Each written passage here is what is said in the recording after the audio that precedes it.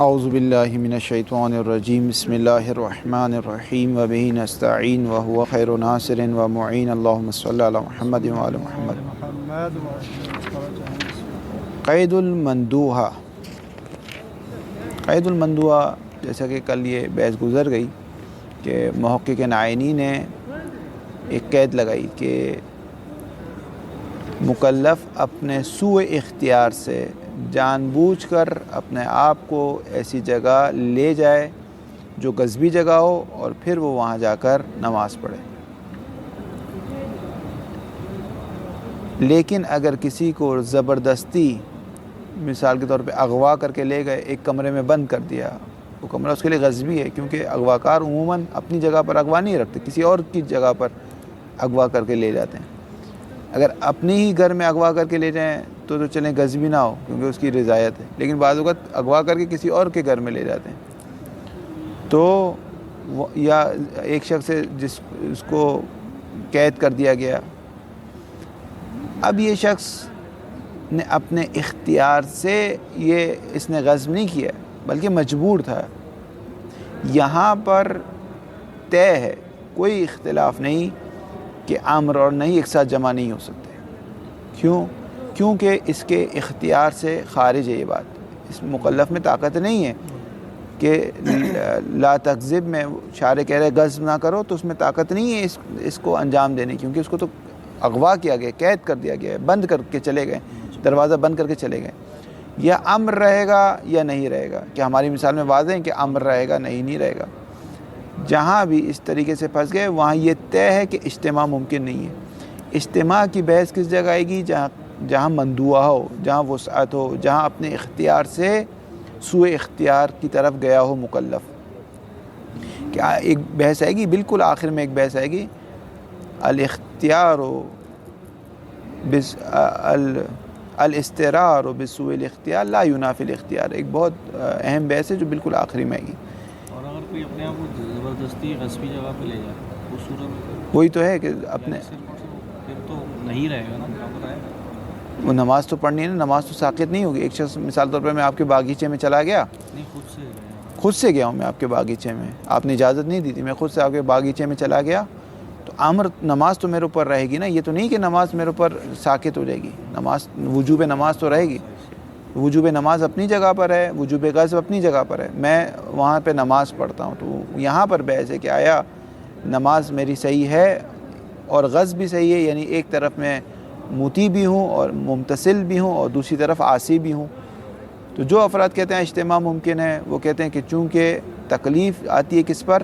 عنوان سے، اور عنوان سے معنون پر سرایت نہیں کرتی، اور اگر بالفرض سرایت کر بھی جائے تب بھی تعدد عنوان تعدد معنون کا سبب بنتے ہیں، تو در حقیقت اجتماع موردی ہو جاتا ہے، مجاوری ہو جاتا ہے، ہمسائیگی ہو جاتا ہے، ویسے جیسے ایک شخص نماز پڑھتے ہوئے کسی اجنبی کی طرف نگاہ کرے۔ اور وہ افراد جو کہتے ہیں کہ نہ، اگر اس نے اپنے سوء اختیار سے جان بوجھ کر ایک شخص کے باغیچے میں داخل ہو گیا اور وہاں پر نماز پڑھ رہا ہے تو یہاں اجتماع ممکن نہیں ہے۔ اب یا صرف کیوں اجتماع ممکن نہیں؟ کیونکہ عنوان سے معنون پر تکلیف سرایت کر جاتی ہے اور تعدد عنوان تعدد معنون کا بھی سبب نہیں بنتے، تو تکلیف توجہ کرتی ہے، یعنی شارع توجہ کر رہا ہے اس شخص کے ایک فعل خارجی واحد پر۔ وہ جو میں آپ کے باغیچے میں جا کر نماز پڑھ رہا ہوں، اس ایک کھڑے ہونے کو، نماز پڑھنے کو شارع واجب بھی قرار دے رہا ہے اور حرام بھی قرار دے رہا ہے۔ یہ نہیں ہو سکتا، یہ نہیں ہو سکتا کہ ایک ہی فعل کو واجب بھی قرار دے اور حرام بھی قرار دے، یا اجتماع نقیضین بن جائے گا، یا اب واجب رہے گا، امر رہے گا، یا نہیں رہے گا۔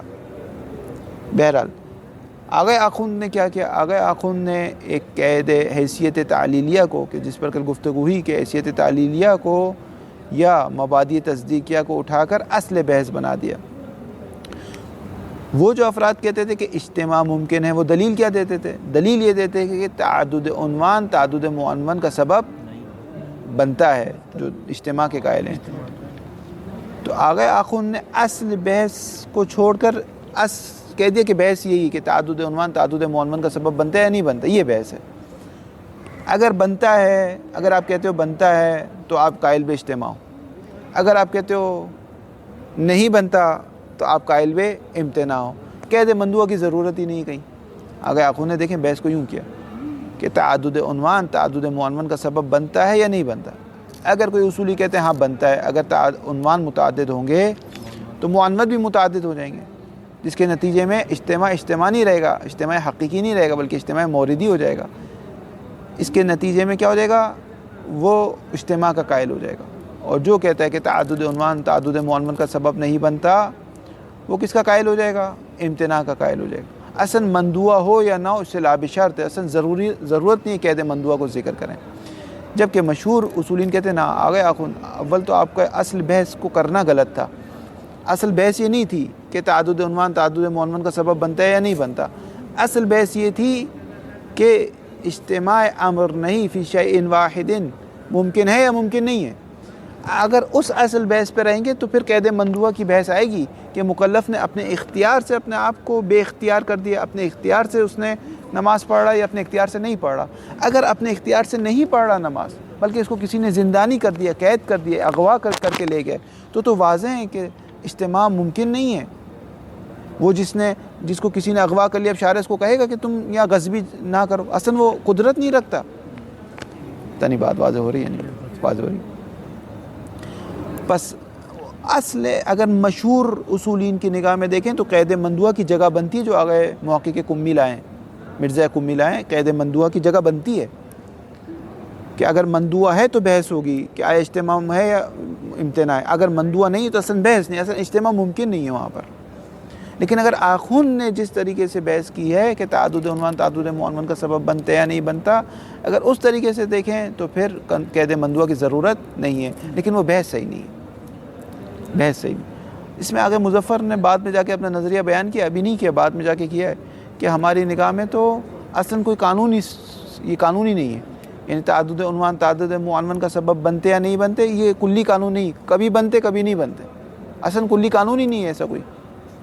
بعض اوقات تعدد عنوان تعدد معنون کا سبب بن جاتے, بعض اوقات ایک ہی معنون میں متعدد عنوان جمع ہو جاتے. اس میں اصلا یہ بحث کلی طور پہ ہے ہی صحیح نہیں, اصلا یہ بحث ہی صحیح نہیں. اس بحث سے کوئی نتیجہ نہیں لیا جا سکتا. قید المندوحہ, جو قید مندوحہ محقق مرزا قمی نے قوانین میں یہ قید لائے ہیں, ذکرنا فیما سبقہ, ذکر ہو گیا اس چیز میں, فیما سے مراد وہ تحریر محل نزاع, تحریر محل نزاع میں گزر گیا. کیا گزر گیا؟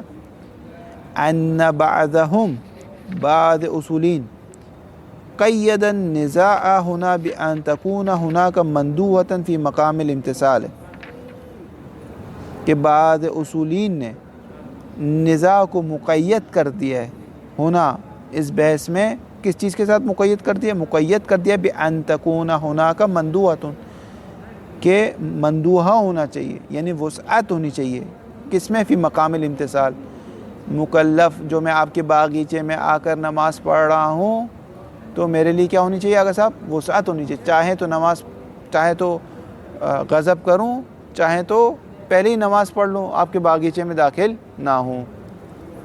واضح؟ مندوحہ سے مطلب ہے کہ مندوحہ یعنی وسعت, یعنی اس کے پاس اختیار ہونا چاہیے. ومعنی مندوحہ کا معنی کیا؟ مبتدا ان یکون خبر, ان یکون المکلف متمکنا من امتثال الامر فی مورد آخر غیر مورد الاجتماع, کہ مکلف کے پاس متمکن ہو یعنی قدرت رکھتا ہو مکلف کس چیز کی؟ من امتثال الامر, کہ امر کو امتثال کر سکے. امتثال امر ہماری مثال میں کیا ہے؟ نماز پڑھنا. امتثال الامر مصدر کی اضافت کس کی طرف ہے؟ مفعول کی طرف. فاعل کون ہے؟ احسن. کہ مکلف امتثال کر سکے الامرہ, مکلف امتثال کر سکے امر کو. یوں ہے اصل عبارت, یوں ہے من امتثال المکلف الامرہ, اصل عبارت یوں ہے. فاعل کو حذف کر دیا گیا, مفعول اس کا مضاف الیہ ہو گیا. کہ مکلف قدرت رکھتا ہو کس چیز کی؟ من امتثال الامر. اگر یہ سمجھ میں آ جائے گا تو ترجمہ آپ لوگ صحیح کرا کریں گے, کیونکہ صرف فعل و فاعل میں ترجمے کا مسئلہ نہیں ہوتا. مصدر کا جو مضاف الیہ ہوتا ہے اس میں بھی یہ دقت رکھنی پڑتی ہے کہ مصدر کی اضافت کس کی طرف ہوئی ہے, فعل فاعل کی طرف ہوئی ہے یا مفعول کی طرف ہوئی ہے. بہت کم ایسا ہوتا ہے کہ مصدر کی اضافت مفعول کی طرف ہوتی ہے اور فاعل بعد میں ذکر ہوتا ہے. ایسا بھی ہوتا ہے, اکثر اوقات حذف ہو جاتا ہے لیکن بعض اوقات ایسا بھی ہوتا ہے. بہرحال من امتثال الامر مکلف قدرت رکھتا ہو کہ امر کیا تھا یعنی نماز کو انجام دے سکے. امتثال یعنی اطاعت کر سکے. ایک بار اصول فقہ یہ اصول مظفر ہم پڑھ رہے تھے, تقریباً اصول مظفر ختم ہو رہی تھی ہماری, تو ایک جو طالب علم تھا اس نے آ کے سوال کیا امتثال کیا ہوتا ہے. ابھی شروع سے آخر تک امتثال کرتے ہوئے ہی ہے کیا امتثال. تو دوسرے لڑکے بھی کہہ رہے تھے ہاں یہ تو بات صحیح ہے, تو ہم نے اسے غور نہیں کیا. تو یہ حالت نہ ہو ہماری, ٹھیک ہے. امتثال میں نہیں, امتثال, کیونکہ بعض ایسی چیزیں ہوتی ہے انسان پڑھ رہا ہوتا ہے, انسان وہ کہہ رہا ہے ہاں بس ٹھیک ہے, غور نہیں کر رہا ہوتا اس پہ, وہ جانے دے رہا ہوتا ہے, کہہ رہا ہے ہاں امتثال سمجھ گیا میں. لیکن جب وہ پوچھتے ہیں بھائی ہے کیا یہ بتاؤ صحیح, کہتے ہیں یہ مجھے نہیں پتا کیا, غور نہیں کیا ہوتا اس نے. من امتثال الامر ہے کہ مکلف قدرت رکھتا ہو کہ امر کو امتثال کر سکے, یعنی اطاعت یعنی امتثال سے انجام دے سکے. ہاں امر کو اطاعت کر سکے, امر کو انجام دے سکے, امر کی اطاعت کر سکے. جی. فی مورد آخرہ, ایک دوسرے مورد اول کیا آگا صاحب ہماری مثال میں آپ کا باغیچہ ہے. فی مورد آخرہ, ایک اور جگہ بھی امتثال کر سکتا ہو غیر مورد الاجتماع, جس جگہ اس نے اجتماع کر دیا, نماز پڑھی آپ کے باغیچے میں, اس کے علاوہ دوسری جگہ بھی نماز پڑھ سکتا تھا. اصلاً باغیچے میں داخل نہیں ہوتا, یہ سارے کام وہ کر سکتا تھا, لیکن اس نے کیا کیا, اڑی کی, باغیچے میں گیا اور وہیں جا کے نماز پڑھی. واضح نہیں ہے. وَنَظَرَ إِلَى ذَلِكَ, اور اس قید کی طرف نظر کیے, کس نے, كل من قید موضع النزاع بما اذا كان الجمع بين العنوانين بسوء اختیار المکلف, وانما قید بها موضع النزاع للاتفاق بين طرفين على عدم جواز الاجتماع في صورة عدم وجود المندوب, وذلك فيما اذا انحصر امتثال الامر في مورد الاجتماع لا بسوء اختیار المکلف. اور اس کی طرف نظر کی کس نے, کل من, ہر اس اصولی نے, قید موضع النزاع, جس نے موضع نزاع کیا ہمارا اجتماع امر نہیں, موضع نزاع کو مقید کیا ہے کس کے ساتھ, بما, اس مورد کے ساتھ, اذا کان الجمع بین العنوانین, عنوانین سے کیا مراد آگا صاحب, عنوان امر اور عنوان نہی. جب عنوان امر اور عنوان نہی کو جمع کیا جائے, کس کے ساتھ جمع کیا جائے, بسوء اختیار المکلف, مکلف اپنے برے اختیار کے ساتھ, یعنی اپنی طاقت کے ساتھ, اپنی قدرت کے ساتھ ایک جگہ اس کو جمع کر دے, نماز کو بھی اور غضب کو بھی. وَإِنَّمَا قُيَّدَ بِهَا, اور صرف قید کیا گیا بہا, ہا کی ضمیر مندوحہ کی طرف جاتی ہے. اس قید مندوحہ کو کس میں مقید کیا گیا ہے, موضع النزاع میں مقید کیا گیا. انما کا حسن للاتفاق کی طرف آ رہا ہے. کیوں اگر صرف آپ نے کہا کہ یہ جو نزاع ہے, نزاع کیا, اجتماع امر نہیں, یہ نزاع فقط اسی وقت جاری ہوگا جب قید مندوحہ ہو. کیوں یہ بات کہہ رہے ہیں, کیونکہ جب قید مندوحہ نہیں ہے تو اصلا نزاع نہیں ہے, وہاں سب کا اتفاق ہے کہ اجتماع ممکن نہیں ہے. یا یہ شارع کیسے کہہ سکتے ہیں ایک شخص کو جس کو اغوا کر کے لے گئے کہ تم غضب نہ کرو, اصلا اس کے اختیار میں نہیں ہے کہ وہ غضب نہ کرے, اس کے اختیار میں نہیں ہے. وَإِنَّمَا قُيَّدَ بِهَا مَوْضِعُ النِّزَاعِ, کیوں, لِلْاتِّفَاقِ, کیونکہ اصولین کا اتفاق ہے, بین طرفین, دونوں طرف کا, چاہے وہ قائلین بالجواز تھے, چاہے اجتماع کو ماننے والے تھے, چاہے قائلین بالامتناع تھے, دونوں کا اتفاق ہے. کس چیز پر اتفاق ہے, اتفاق علی متعلق اتفاق, کس پر اتفاق ہے, علی عدم جواز الاجتماع, اجتماع امر نہیں, جائز نہیں ہے. کس صورت میں, فی صورت عدم وجود مندوحہ, جب مندوحہ نہیں ہے تو پھر اجتماع بھی ممکن نہیں ہے. وذالکہ, ذالکہ کا اشارہ جا رہا ہے مورد عدم وجود مندوحہ, کہ جس مورد میں مندوحہ نہیں ہے, یعنی جب کسی کو زبردستی گھسیٹ کر کسی جگہ بند کر دیا جائے, ذالکہ کا اشارہ اس چیز کی طرف جا رہا ہے. وذالکہ فیما, یہ اس مورد میں ہے, اذا انحصر امتثال الامر فی مورد الاجتماع لا بسوء اختیار المکلف, کہ جہاں پر اجتماع آ رہا ہے لیکن اختیار مکلف کی وجہ سے نہیں آ رہا, اس کو زبردستی قید کر دیا گیا, تو اس صورت میں قطعاً اجتماع ممکن نہیں ہے. قطعاً اجتماع ممکن نہیں, کیوں ممکن نہیں ہے, کیونکہ اس کے اختیار سے بات نکل گئی ہے. وَسِرُّ واضح, اس میں راز واضح.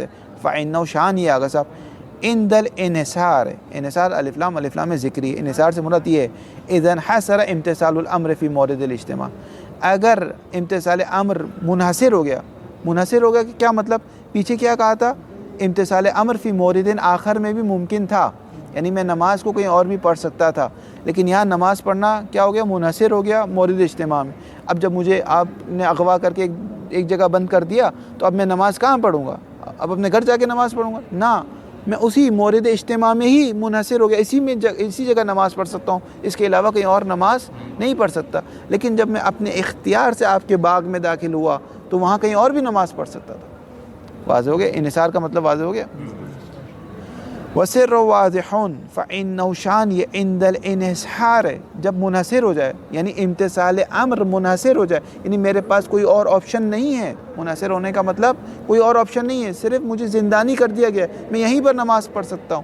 تستحیل فعلیت التکلیفین، دونوں تکلیف اپنی فعلیت پر رہے، یہ محال ہے، یعنی شارع یہ کہے کہ غضب بھی نہ کرو اور مجھ سے یہ کہے کہ نماز بھی پڑھو، یہ محال ہے۔ کیوں آغا صاحب؟ لاستحالت امتثالہما معا، کیونکہ مکلف کے لیے محال ہے کہ ان دونوں کو ایک ساتھ کیا کر دے، امتثال کر دے، یہ محال۔ لاستحال امتثال، یہاں بھی مصدر کی اضافت کس کی طرف ہے، مفعول کی طرف ہے، اور ہما کیا ہو جائے گا اس کے لیے، مفعول دوم ہو جائے گا۔ لاستحال امتثال کس کو، یعنی اصل میں یوں ہے، لاستحالت المکلف امتثال التکلیفین، لاستحالت امتثالہما معا، اور اگر ڈائریکٹ وہ مفعول نہیں بن سکتا وہ مفعول دوم تو پھر لام کے ذریعے سے مفعول دوم بنائیں گے، یعنی لاستحالت المکلف امتثال للتکلیفین پڑھیں گے۔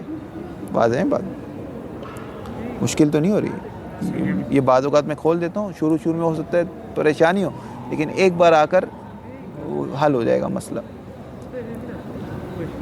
کیونکہ دونوں ایک ساتھ انجام نہیں دے سکتا۔ وہ غریب کہے گا شارع میں کہاں جاؤں، میں کہاں نماز پڑھوں، میرے پاس تو کوئی اور جگہ نہیں ہے، مجھے اس کمرے میں بند کر کے چلے گئے، تو اب شارع نہیں کہے گا کہ غضب نہ کر غضبی جگہ۔ اب اگر فرض کریں غضبی شارع کے نزدیک بہت امپورٹنٹ ہو تو کہے گا نماز نہ پڑھ، مثال کے طور پہ، کیونکہ نماز پڑھے گا تو اس کو اٹھنا پڑے گا، سجدہ کرنا پڑے گا، بلاخر ایک جگہ گھیر رہا ہے، فرض کریں وہ جگہ بہت تنگ نہ ہو، مثلا بہت قیمتی ہو، اگر وہ سجدہ کرے گا تو مثلا سونا ہے، وہ کچھ بھی ہے، فرض کریں کچھ بھی ہے، ایک شخص نے اپنا گھر ایسا عالیشان گھر بنایا تھا کہ ابھی اگر کوئی اس پہ سجدہ کرے گا، اس کا سر فرض کریں کپڑے سے پہنے پوری جگہ خراب ہو جائے گی، فرض کریں فرض موت، تو وہ کہیں گا نہیں اب تم جو ہے نا بیٹھے رہو، نماز نہیں پڑھو، دونوں تکلیف ایک ساتھ اس پر نہیں آئے گی، یا کہے گا نماز پڑھو۔ لأنه ان فعل ما هو معمور به فقد اسن النحیہ، لأنه بیٹھ کے سجدہ تو کرے گا نا، لأنه نماز تو نہیں جا سکتی نا، مثال ہے، میں نے وہی کہہ رہا ہوں، فرض کر انتظال نماز تو ہو جائے گا نا، وضو کیسے کرے گا، تیمم مٹی کہاں سے لائے، نہیں کرے گا اس کے بغیر، تیمم کے بغیر نماز کہاں ہو مجبوری میں نہیں ہو سکتی، تیمم کے بغیر کیسے نماز ہوگی، طہارت کے ساتھ نماز ہے، لا صلاۃ الا بطہور، مطلب تیمم مٹی نہ مجبور ہے، پھر بھی نہیں پڑھے نماز، بھائی مجبوری کے لیے تو مٹی تھی، مٹی کے بغیر نہیں پھر وہ قضا کرے گا بعد میں، ہاں بھائی پانی نہیں تھا تو مجبوری کے لیے مٹی تھی، اب آپ کے مثلا مٹی نہیں ہے، یہ اسی ہو سکتا ہے ایک شخص مریخ پر ہو یا ڈیفینس میں کسی بنگلے پر ہو کہ جہاں دور دور تک مٹی نہ، ورنہ مٹی تو اویلیبل ہوتی، یا کسی برفیلی جگہ، نہیں خیر مسئلہ ہے، برفیلی جگہ تو پانی سے کرے گا نا، نہیں کرتا نا، بہت ٹھنڈ ہے، لأنه ان فعل ما هو مأمور به، کیونکہ اگر اس نے وَإِن تَرَكَهُ فقط اصل امر، اگر اس نے مأمور به کو انجام دے دیا تو نہیں کو ترک کر دیا، وَإِن تَرَكَهُ، اور اگر اس مأمور به کو ترک کر دیا تو امر کو اس نے اپنے ہاتھ سے چھوڑ دیا، فَيَقَعُ التَّزَاحُمُ حِينَئِذٍ بَيْنَ الْأَمْرِ وَالنَّهِي، تو یہ تزاحم ہے، یہ بحث تزاحم ہے، بحث اجتماع امر اور نہی نہیں ہے۔ اس کے بعد والی جو بحث ہے وہ یہی ہے کہ تزاحم، تعارض اور اجتماع امر نہیں میں کیا فرق ہے۔ دیکھیں میں فرق بتا دیتا ہوں، آگا نے جو فرق بتایا میرے حساب سے بہت مشکل طریقے سے بتایا. میں آپ کو ایک فرق بتا دیتا ہوں. اگر وہ فرق اپنے ذہن میں رکھیں گے تو یہ کبھی بھی اس بحث میں الجھیں گے نہیں. صلوات پڑھیں. تعارض کا تعلق کہاں سے ہوتا ہے؟ خود اشارے سے ہوتا ہے. یعنی دو دلیلیں ایک دوسرے کے ہم عرض میں آ رہی ہوتی ہے. دلیل اول اور دلیل دوم ایک دوسرے کے عرض میں آ رہی ہوتی ہے، ایک دوسرے کے آمنے سامنے آ رہی ہوتی ہے. دونوں ایک دوسرے کو جھٹلاتی ہے. یہ کہتی ہے تو نہیں ہو سکتی، یہ کہتی ہے تو نہیں ہو سکتی. جیسے اگر ایک دلیل کہے یعنی وجوب صلاۃ الجمعہ، نماز جمعہ واجب ہے کب؟ زمانے غیبت میں. اور ایک دلیل کہے حرمت صلاۃ الجمعہ در زمانے غیبت، زمانے غیبت میں نماز جمعہ حرام. تو یہ دو دلیلیں اب ایک دوسرے کے آمنے سامنے آئی ہوئی. یعنی مقام شارع جب ایک دلیل کو جعل کر رہا ہے، مرحلہ جعل میں یہ دونوں ایک دوسرے کی مخالف ہے. یہ کہتی ہے تو شارع سے صادر نہیں ہو سکتی کیونکہ یعنی میں صادر ہوئی ہوں. شارع نے کہا نماز جمعہ واجب ہے، وہ کہتی ہے تو صادر نہیں ہو سکتی شارع سے، میں صادر ہوئی ہوں. یعنی دو دلیلیں ایک دوسرے کو جھٹلاتی ہے. کہاں پر؟ مقام جعل میں، کہ دو دلیلیں شارع کی جانب سے آ نہیں سکتی. مثلا ایک بار شارع کہے اکرام کرو والدین کا، ایک بار شارع کہے لا تکرم والدین کا اکرام نہ کرو. یعنی دو دلیل بالکل ایک دوسرے کے آمنے سامنے آ کر بیٹھی ہوئی ہے. واضح نہیں. اس صورت میں کیا ہے؟ تعارض کا نتیجہ کیا ہوتا ہے؟ دو ہوتے ہیں. اختلاف اس میں علماء کا یا تخیر ہے یا تساقط ہے. ایک دلیل یہ اذا تعارض تساقط، جب تعارض ہو جائے دونوں کو آپ کیا کر دیں؟ چھوڑ دیں. ایک دلیل اذا تعارض تخیر، آپ جب تعارض ہو جائے آپ کو اختیار ہے اس دلیل کو لے لیں یا اس دلیل کو لے لیں. وہ اس سب کرنے کے بعد کی بات ہے. ہاں بالکل بھی جب نہ ہو. یہ ہو گیا تعارض. اب کیا بچ گیا؟ تزاحم اور اجتماع امر نہیں. تزاحم اور اجتماع امر نہیں میں دو دلیل میں کوئی مسئلہ نہیں ہے. دو دلیل بالکل صحیح ہے. یعنی مقام جعل میں شارع کی جانب سے صادر ہو سکتی ہے، یہ شارع سے صادر نہیں ہو سکتی کیونکہ نعوذ باللہ من ذالک اگر یہ دونوں دلیل شارع سے صادر ہو تو اس کا مطلب شارع حکیم نہیں. نعوذ باللہ من ذالک. ٹھیک ہے. بس مقام تعارض میں، مقام صدور میں مسئلہ ہے. یہ طے ہمیں دو میں سے ایک دلیل قطعاً جھوٹی ہے، قطعاً غلط ہے، لیکن کون سی نہیں پتہ چل. مثلا ایک صحابی آ کے کہہ رہے ہیں، محمد ابن مسلم آ کے کہہ رہے ہیں زمانے غیبت میں نماز جمعہ واجب ہے. ٹھیک ہے. اور زرار آ کے کہہ رہے ہیں کہ نماز جمعہ حرام ہے زمانے غیبت میں. اب کیا کریں؟ دونوں مستند ہیں نا. اگر دیکھیں تعارض دو حجت کے درمیان ہوتا ہے. تعارض کبھی بھی حجت اور لا حجت کے درمیان نہیں ہوتا. میری اس بات کو یاد رکھیے گا، بہت امپورٹنٹ بات. تعارض ہمیشہ دو حجتوں کے درمیان ہوتا ہے. کبھی بھی حجت اور لا حجت میں تعارض نہیں ہوتا. حجت اور لا حجت میں تو حجت کو اپنائیں گے، لا حجت کو چھوڑ دیں گے. یعنی دونوں دلیلیں کہ اگر دوسری دلیل نہ ہوتی تو یہ دلیل اٹ سیلف بالکل اوکے تھی. یعنی اگر دوسری دلیل نہ ہوتی تو اس دلیل میں کوئی اور مسئلہ نہیں تھا. اسی طرح یہ والی دلیل میں اگر یہ والی دلیل نہ ہوتی، صرف یہ ہوتی بالفرض تو بالکل صحیح تھی، ساری کنڈیشن پوری تھی. لیکن اب مسئلہ تعارض ہو رہا ہے. واضح ہوگی بات. مقام تزاحم، تعارض ہمیشہ دو حجتوں کے درمیان ہوتا ہے. مقام تزاحم اور مقام اجتماع امر نہیں میں مرحلہ صدور میں کوئی مسئلہ نہیں ہے. دونوں دلیلیں صادر ہو سکتی ہیں شارع کی طرف. مثلا ایک دلیل کہتی ہے نماز پڑھو، اقیموا الصلاۃ. ایک دلیل کہتی ہے غضب نہ کرو، لا تغضب. دونوں دلیل میں صدور میں کوئی مسئلہ نہیں ہے. دونوں ایک دوسرے کے عرض میں نہیں آ رہے. جس طرح پہلوان ہوتے ہیں نا، پہلوان دیکھیں فائٹنگ کرتے ہیں تو رنگ میں ایک دوسرے کے آمنے سامنے آئے ہوتے ہیں، آمنے سامنے آ کے لڑ رہے ہوتے ہیں. یہ کیا ہے؟ یہ تعارض ہے. جبکہ یہاں پر دونوں ایک دوسرے کے عرض میں نہیں آئے ہوتے. دونوں دلیلیں کہتی ہیں ہاں تم صحیح ہو. نماز پڑھو والی دلیل بھی کہتی ہے صحیح ہے، لا تغضب والی بھی دلیل کہتی ہے صحیح ہے، کوئی مسئلہ نہیں. اب اگر یہ دونوں دلیل مکلف اپنے اختیار سے ایک جگہ جمع کر دے تو اجتماع امر نہیں کی بحث ہے. اپنے اختیار سے نہ کرے, مجبوری میں ایک جگہ جمع ہو جائے تو تزاحم کی بحث ہے. اگر اپنے اختیار سے مکلف نے نماز پڑھنے اور غضب کو ایک جگہ جمع کر دیا تو اجتماع امر نہیں کی بحث ہے. اور اگر اپنے اختیار سے نہیں کیا بلکہ کسی نے اس کو اغوا کر کے لے کے ایک جگہ بند کر دیا تو تزاحم کی بحث ہے. یا مجبوری میں, مجبوری, یہ سب تزاحم ہے, یہ سب تزاحم ہے, یہ سب اجتماع امر نہیں. اپنے اختیار سے کیا اجتماع امر نہیں, اپنے اختیار سے نہیں کیا تزاحم. اس میں تزاحم کہاں ہو رہا ہے؟ دو چیزوں اس میں یہاں تک بات سمجھ میں آ گئی؟ ٹھیک ہے. تعارض کا حل کیا تھا؟ تخیر یا تساقط.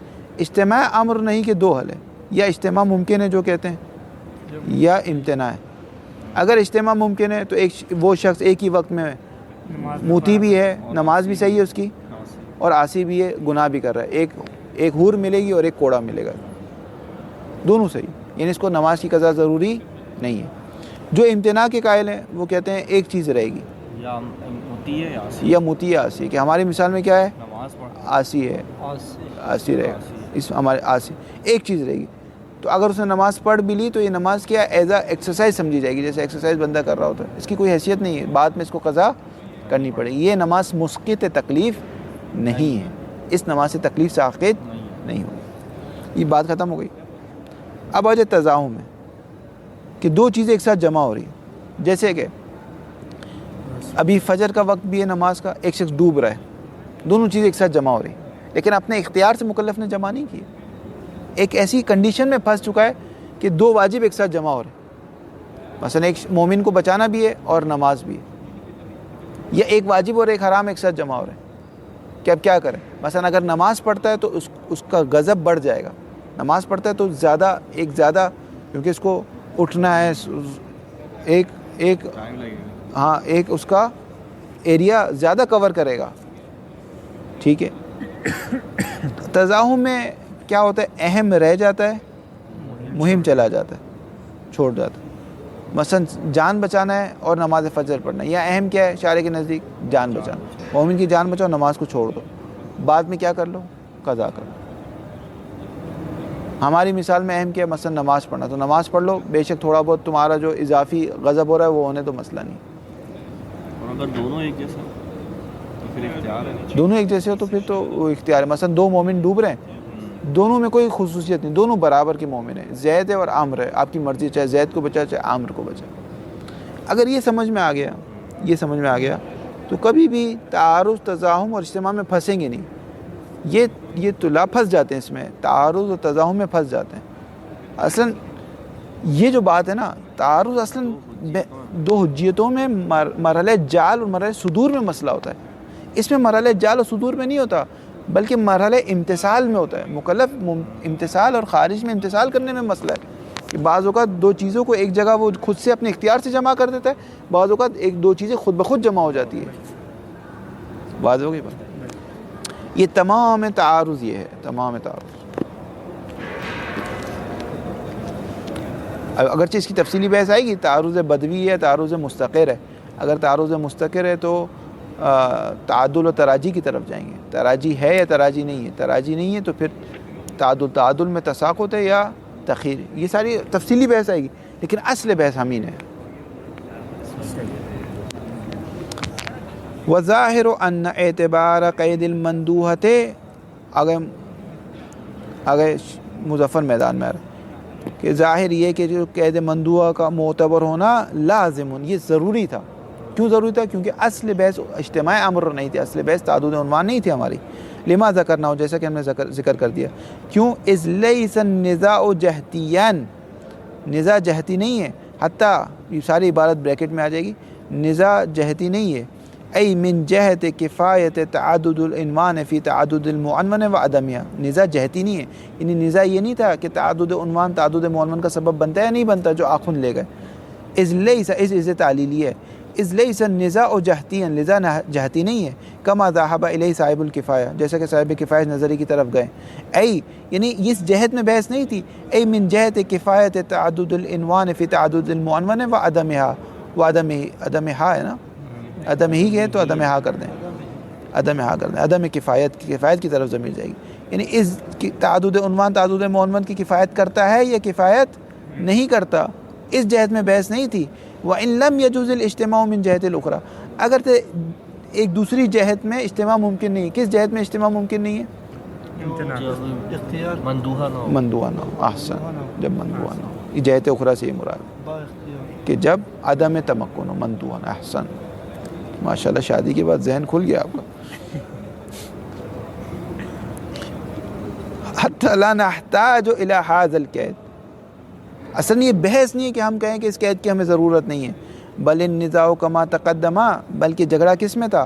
وفی جواز الاجتماع وعدمہ، کہ آیا اجتماع ممکن ہے و ممکن نہیں ہے، من ایت جہت فرضت ولیس النزاع جہتیا، من ایت جہت سے مراد یہ نہیں ہے کہ کوئی بھی جہت لے لیں، مندوحہ یا مندوحہ نہ، بلکہ بحث مندوحہ میں ہے۔ من ایت جہتین سے مراد یہ ہے کہ چاہے از جہت تکلیف مراد لیں یا از جہت امتثال مراد لیں، یوں مراد ہے، الفاظ تھوڑے سے اس کے نارسا ہیں۔ ولیس جہتی النزاع، ہمارا جہتی نہیں تھا، وہ علیہ پس اس بنا پر فما دام النزاع غیر واقع فی عدم الجواز فی صورت عدم المندوحۃ، پس نزاع مادامہ یعنی جب تک نزاع نہیں ہے، جب تک نزاع واقع نہیں ہوتا، کہاں پہ نزاع نہیں ہے آگا صاحب؟ فی عدم جواز، کہ جائز نہیں ہے، یعنی اجتماع جائز نہیں ہے، کس صورت میں؟ فی صورت عدم المندوحۃ، جب مندوحہ ہی نہیں ہے اس کے پاس تو اجتماع بھی جائز نہیں۔ کیوں اجتماع جائز نہیں آگا صاحب؟ تکلیف، دونوں تکلیف ایک ساتھ انجام دینے کی استطاعت نہیں ہے، احسن۔ فہذه صورت لا تدخل فی محل النزاع فی مسئلتنا، پس یہ صورت کون سی صورت؟ ممدوح ہو یا نہ ہو، ممدوح نہ ہو، احسن، پس یہ صورت داخل نہیں ہمارے محل نظام میں۔ فوجب اذن، پر واجب ہے، کیا واجب ہے؟ تقید و عنوان المسئلۃ الف لام ذکر، یہ جو مسئلہ اجتماع امر نہیں، اس کے عنوان کو قید کر دیا جائے، کس کے ذریعے سے؟ بقید المندوحۃ، کما صنع بعضهم، جیسا کہ صاحب فصول نے اور ان لوگوں نے قید کیا ہے۔ وصلی اللہ علی محمد وآلہ طاہرین۔